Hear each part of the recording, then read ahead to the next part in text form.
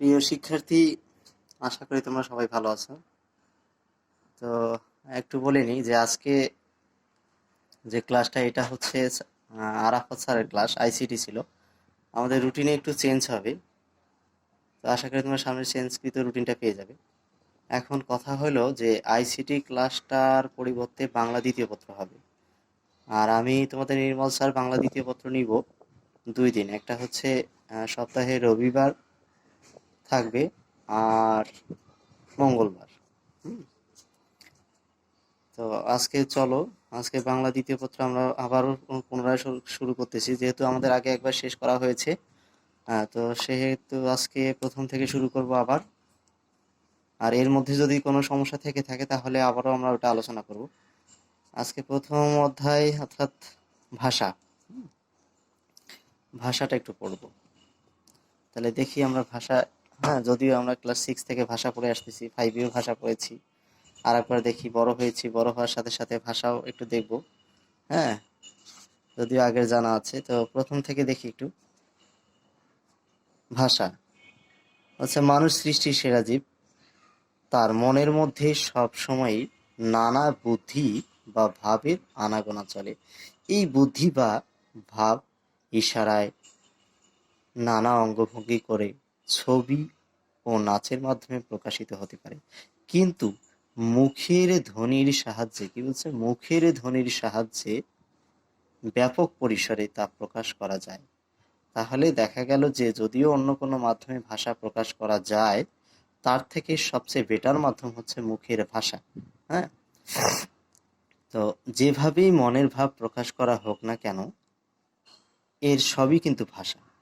তবে অন্যান্য মাধ্যমের তুলনায় মানুষের মুখের ধ্বনি অনেক বেশি অর্থপূর্ণ, হ্যাঁ, অর্থপূর্ণ হয় ও অন্যে বুঝতে পারে। তার মানে কথাটা হচ্ছে যে যেহেতু কথা বলার অর্থই হচ্ছে যাতে নিজের কথা অন্যে বুঝতে পারে, তো অন্যকে বোঝানোর জন্য যদি মুখের ভাষাই সবচেয়ে বেটার হয়, তাহলে অবশ্যই মানুষ এটি গ্রহণ করবে।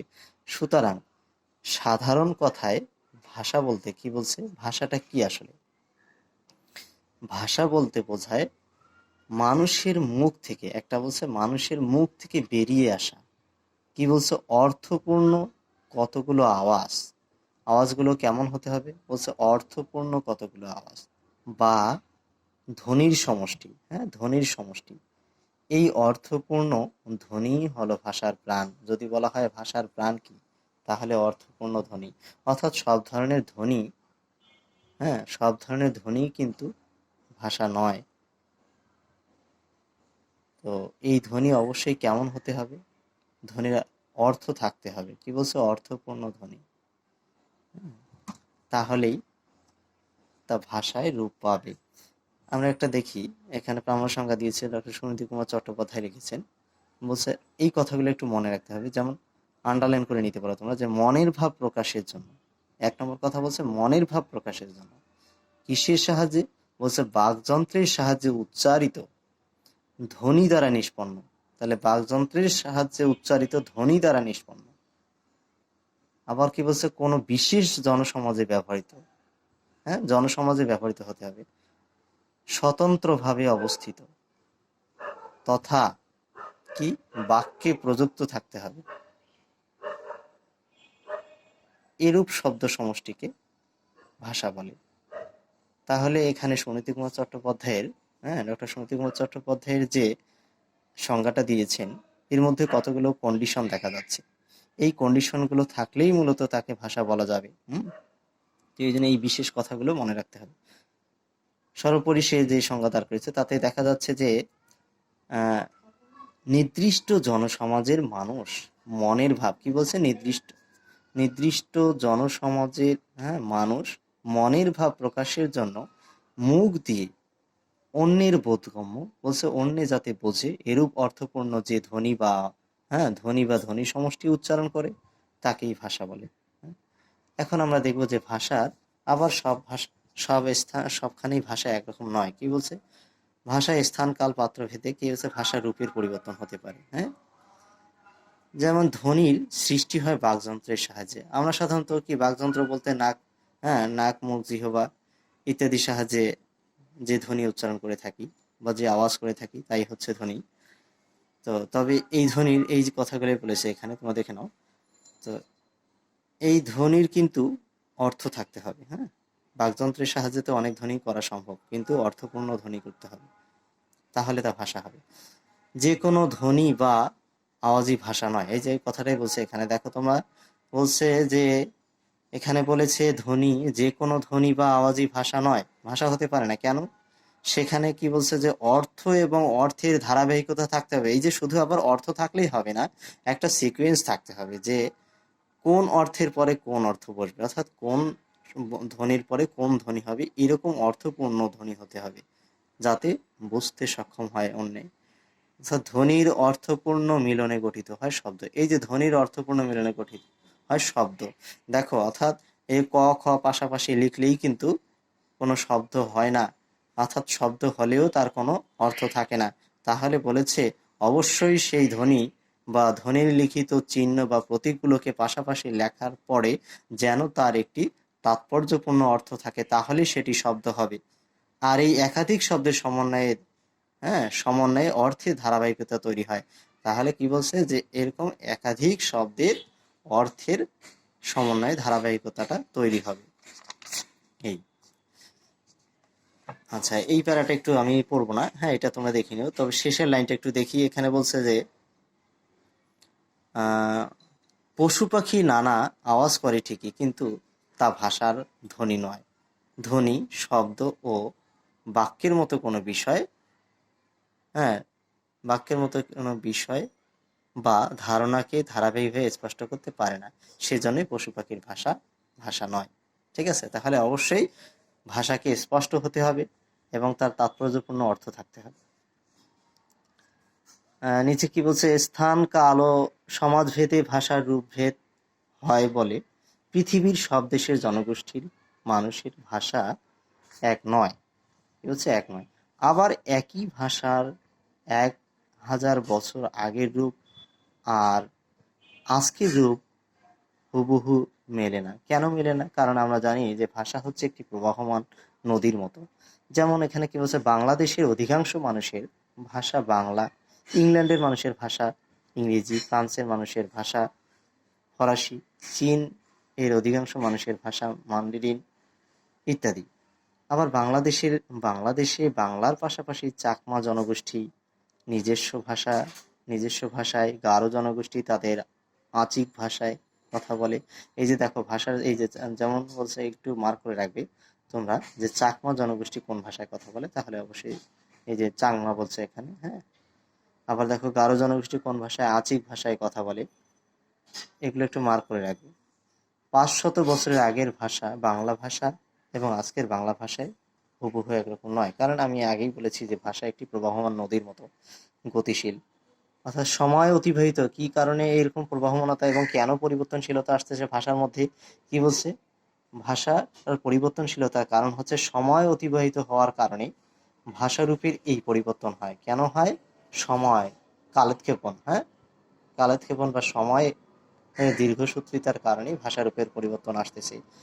এই পরিবর্তনশীলতার কারণে ভাষাকে প্রবাহমান নদীর সঙ্গে তুলনা করা হয়েছে। ঠিক আছে, অর্থাৎ নদী যেমন এক অবস্থান থেকে অন্য অবস্থান, একদিক থেকে আরেক দিক পরিবর্তন করে চলে, হ্যাঁ, এক পার ভেঙে আরেক পারে চলে, ঠিক এরকম ভাবেই ভাষাও যেন তার রূপ চেঞ্জ করে চলে। প্রকৃতপক্ষে হচ্ছে মনের ভাবকে প্রকাশের জন্য বিভিন্ন মানব সমাজ ভিন্ন ভিন্ন দেশে নানা রকমের শব্দ ব্যবহার করা হয়। এগুলোই এক এক দেশে এক এক রকম ভাষার জন্ম দিয়েছে। পৃথিবীর কোনো ভাষাই স্থির থাকে না। বলছে দেখো, বলছে আমরা যেটা বলছিলাম যে ভাষার পরিবর্তনশীলতা, অর্থাৎ ভাষা কোনো স্থির বিষয় নয়। ভাষা আজকে যে অবস্থায় আছে, আজকে আমরা যেভাবে বাংলা ভাষায় কথা বলতেছি, আজ থেকে 20 বছর পরে হয়তো এরকম ভাষায় আর মানুষ কথা বলবে না। কারণ যেহেতু বলা হয়েছে ভাষার পরিবর্তনশীলতা আছে, হ্যাঁ। তো ভাষায় স্থির হয়ে গেলে তা মৃত ভাষায়, এই যে আবার বলছে যে ভাষায় স্থির হয়ে গেলে তা মৃত ভাষায় পরিণত হয়।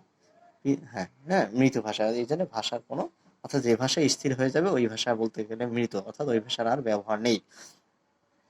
তো পৃথিবীতে আমরা কতগুলো ভাষা থাকবে, যে বলছে পৃথিবীতে 3,500-এর কাছাকাছি ভাষা প্রচলিত। কতগুলো? এটা একটা এমসিকিউ হতে পারে যে 3,500-এর কাছাকাছি। এখন আমরা জানলাম ভাষা কি, হ্যাঁ। তো ভাষা জানলাম, এখন হচ্ছে মাতৃভাষা ও রাষ্ট্রভাষা। মাতৃভাষা কি জিনিস এবং রাষ্ট্রভাষা কি জিনিস? আমরা সহজভাবে জানি মাতৃভাষা মায়ের মুখের ভাষা। হ্যাঁ, তো এই কথাটা একটু এখানে বলা আছে। তারপর আমরা একটু দেখি যে বলছে মানুষ জন্মের পর সাধারণত প্রথম তার মায়ের কাছে প্রতিপালিত হয়, তারই কথা শিখে। তাই জন্ম থেকে স্বাভাবিকভাবে মানে নিজের মায়ের কাছে যে ভাষাটি শিক্ষা পায় তাকেই মাতৃভাষা বলে। এটাতে নতুন কিছু বলা নেই, এটি আমরা সবাই বুঝি। হ্যাঁ, তারপরে এটি একটি ধারণার প্রকাশ মাত্র। অর্থাৎ হ্যাঁ, শিশু যে পরিবেশে মানুষ হবে, আবার অনেক সময় দেখা যায় যে শিশু জন্ম দিতে গিয়ে মৃত্যুবরণ করেন, তাহলে কি ওই সন্তানের ভাষা চেঞ্জ হবে? হ্যাঁ, এখানে চেঞ্জ বলতে কেমন, তার পিতা অর্থাৎ তার বাবা যে ভাষায় কথা বলে এবং সে যে ভাষার লোকদের সাথে লালিত পালিত হবে, ঠিক তার ভাষা তাই হবে। হ্যাঁ, এই কথাটাই বলছে। এই যে একটা দেখো প্রবাদ বাক্য বলছে যে জন্মের পর মায়ের কোলে এবং মায়ের বলে বাংলা বলে বড় হয়। আচ্ছা, বাঙালিরা সাধারণত এইটাই কথা বলছে বাঙালি সময়, বাঙালি মায়ের এই বুলি বাংলা, বুলি অর্থ এখানে ভাষা বোঝাচ্ছে। হ্যাঁ, তাই বাঙালি জাতির মাতৃভাষা বাংলা। আবার বাংলাদেশে অনেক ক্ষুদ্র জাতিসত্তা রয়েছে, যেমন চাকমা মারমা, এদের নিজস্ব রাখাইন, হ্যাঁ, নিজস্ব ভাষা রয়েছে। গারো, সাঁওতাল, এদেরও নিজস্ব ভাষা রয়েছে। মিয়ানমারের রাখাইন রাজ্যে ইত্যাদি। এখন বাংলা কোথায় কোথায় প্রচলিত? আমরা দেখি যে বাংলাদেশ ছাড়াও ভারতের পশ্চিমবঙ্গ, ত্রিপুরা, আসাম, বিহার, উড়িষ্যা, হ্যাঁ, ঝাড়খণ্ড রাজ্য, এই রাজ্যগুলোতে, হ্যাঁ, আবার মিয়ানমারের রাখাইন রাজ্যে ইত্যাদি স্থানে বাংলা ভাষার প্রচলন রয়েছে। এসব অঞ্চলে অনেকেরই মাতৃভাষা বাংলা। এছাড়াও যুক্তরাজ্য, ফ্রান্স, হ্যাঁ, জাপান, যুক্তরাষ্ট্র, ফ্রান্স, জাপান, অস্ট্রেলিয়া, কানাডা সহ বিশ্বের বহু দেশেই বাংলা ভাষাভাষী জনগণ রয়েছে। সেসব স্থানে বাংলা অনেকের মাতৃভাষা। পৃথিবীর প্রায় 30 কোটি, কতগুলো বলছে, প্রায় 30 কোটি লোকের মাতৃভাষা বাংলা। অর্থাৎ মাতৃভাষার বিচারে বাংলা। এটা একটা এমসিকিউ হতে পারে, তোমরা মার্ক করে নিও। এটা যে বলছে মাতৃভাষার বিচারে, হ্যাঁ, মাতৃভাষার বিচারে বাংলার অবস্থান চতুর্থ। হ্যাঁ, মাতৃভাষার দিক দিয়ে বিশ্বে বাংলার অবস্থান চতুর্থ। দ্বিতীয়ত, রাষ্ট্রভাষা কি? এক দেশের মধ্যে, হ্যাঁ, যে রাষ্ট্রীয় কাজে, সাধারণভাবে বলছে যে রাষ্ট্রভাষা হচ্ছে রাষ্ট্রীয় কাজে ব্যবহারের জন্য। কিসের জন্য? রাষ্ট্রীয় কাজে ব্যবহারের জন্য কোনো দেশে এই যে সংবিধানে, হ্যাঁ, সংবিধানই স্বীকৃত, কি বলছে, সংবিধান স্বীকৃত ভাষাকে ওই দেশের রাষ্ট্রভাষা বলে।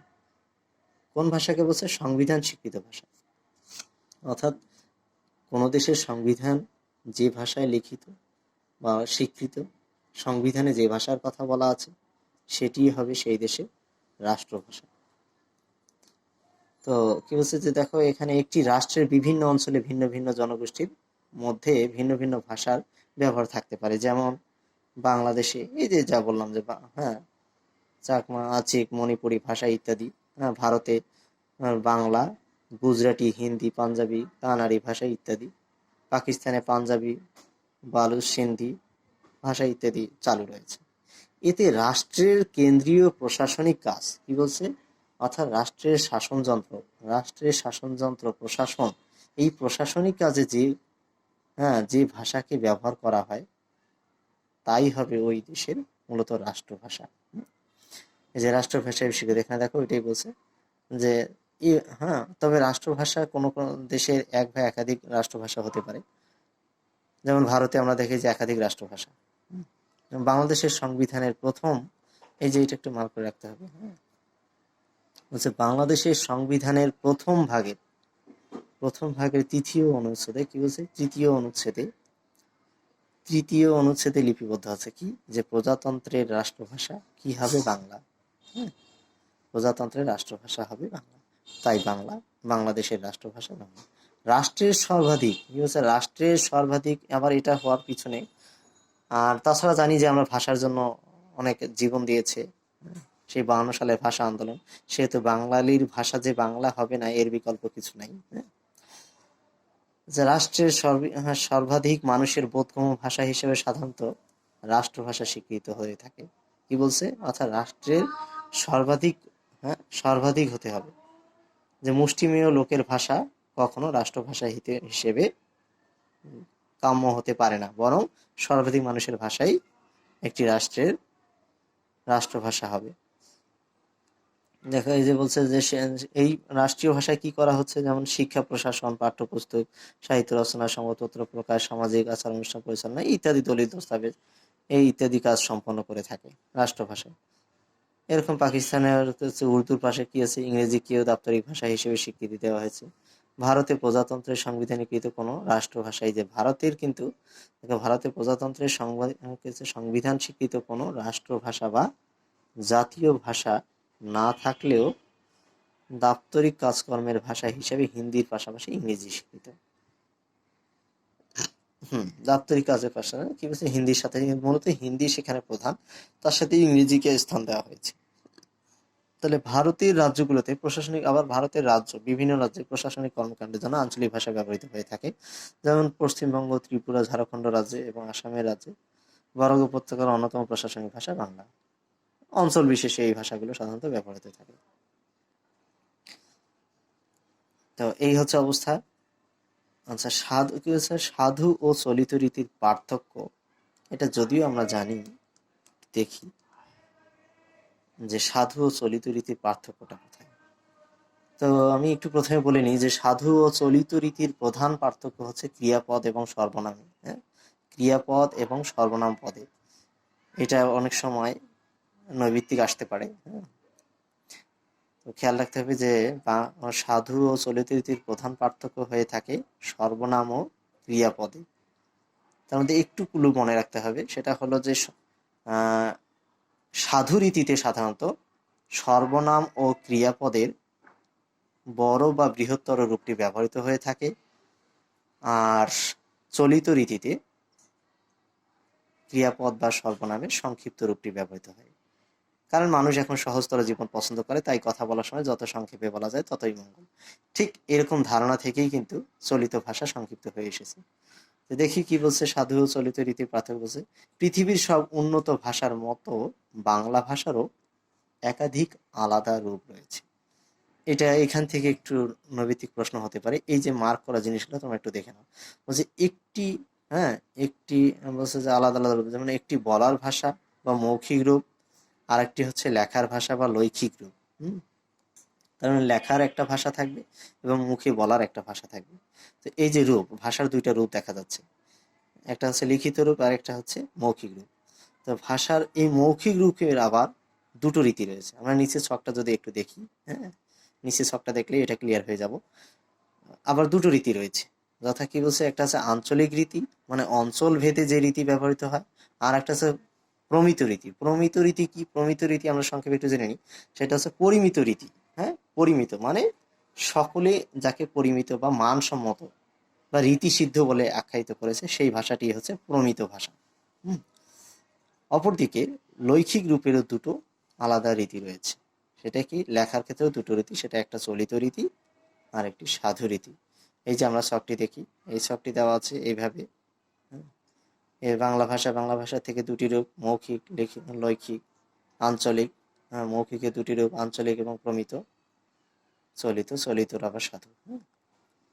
তো আঞ্চলিক ভাষা রীতিটা কি? সাধারণত বাংলাদেশে বিভিন্ন ভাষাগোষ্ঠীর লোকজন থেকে থাকে, এই বিভিন্ন ভাষাগোষ্ঠী বিভিন্ন অঞ্চলে থাকে, আর এই অঞ্চল ভেদে এক এক অঞ্চলের মানুষের ভাষা এক এক রকম। যদিও তাদের সকলের সামগ্রিক ভাষা বাংলা, কিন্তু তবু অঞ্চল ভেদে ভাষা রীতির কিছুটা পরিবর্তনশীলতা লক্ষ্য করা যায়। তো এই যে অঞ্চল ভেদে যে ভাষা রীতি পরিচালিত, তাকেই মূলত বলা হয় আঞ্চলিক ভাষা রীতি। একে উপভাষাও বলা হয়ে থাকে। হ্যাঁ, একটি ভাষার উপভাষা বলা যায়। বলছে অঞ্চল ভেদে বাংলা ভাষার প্রচলিত কথ্যরূপকে কি বলছে? প্রচলিত অঞ্চল ভেদে বাংলা ভাষার প্রচলিত কথ্যরূপকে আঞ্চলিক ভাষারীতি বলে। আঞ্চলিক ভাষারীতি বলে। এই যে দেওয়া আছে এখানে, দেখো যে এক এক অঞ্চলে, এই যে উল্লেখ করা আছে এক এক অঞ্চলে এক এক, এই যে একটা কথা বলছে এখানে যে, এটা দেখো যে চট্টগ্রাম আঞ্চলিক ভাষা যে উকা মাইনসে দুয়া পোয়া আসিল। হ্যাঁ, এই কথাটা দেখো কতভাবে বলা আছে নিচে। তো তোমরা দেখে নিও। আমরা সাধারণত অনেকেই আছি, অনেক শিক্ষার্থী আছে যে নোয়াখালী, যেহেতু ঢাকা শহরে আমরা বিভিন্ন জায়গা থেকে এসেছি, সেহেতু আমরা যদি একে অন্যের ভাষাগুলো একটু কম্পেয়ার করি তাহলেই বুঝতে পারবো। হ্যাঁ, আর প্রমিত ভাষাটা কি, যে বিভিন্ন ভাষারীতি কালক্রমে পরিমার্জিত হয়ে অর্থাৎ সবার গ্রহণযোগ্য একটি রূপ লাভ করেছে। হ্যাঁ, মানে সকলে যাকে সম্মান করে মেনে নিয়েছে।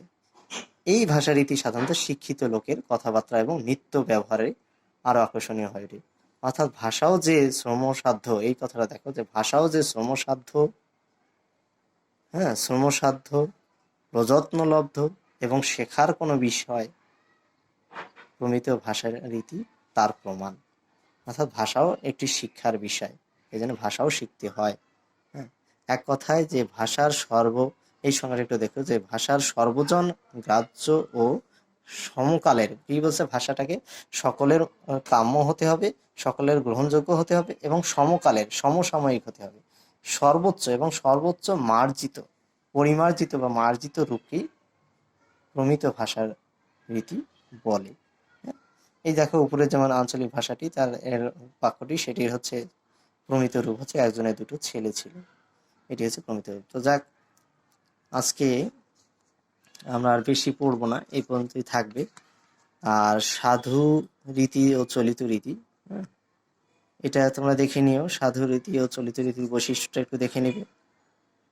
আর সেই সাথে, হ্যাঁ, দেখো আজকে একটু, এটা তেমন কিছু বিষয় না, শুধু এই অংশটা সাধু রীতির ভাষারীতির বৈশিষ্ট্যটা আর চলিত ভাষারীতির বৈশিষ্ট্যটা একটু ভালো করে পড়ে নিবে। এই অংশ দুটো থাকলো, এটা তোমাদের একটু ভালো করে পড়ে নিবে, বৈশিষ্ট্যটা অনেক সময় আসে। আর আজকে যে হোমওয়ার্ক থাকতেছে সেটা হলো, আজকের হোমওয়ার্কটা দেখে নাও। আজকের হোমওয়ার্কটা কি বলছে, যে বাংলা প্রথম পত্র, হ্যাঁ, বাংলা প্রথম পত্র এর ভাব ও কাজ, হ্যাঁ, কাজী নজরুল যে ভাব ও কাজ প্রবন্ধটা আছে, সেখান থেকে বৃষ্টির শব্দের চলিত রূপ লিখবে। হ্যাঁ, তবে সেই বৃষ্টি শব্দ কি হবে, অবশ্যই তার সর্বনাম ও ক্রিয়াপদ হতে হবে। কিভাবে লিখবে বলছে, আগে বাম পাশে উল্লেখ করতে হবে সর্বনাম নাকি ক্রিয়াপদ, তারপর সাধুরূপ কোনটি এবং চলিত রূপ কোনটি তা দেখিয়ে দিতে হবে।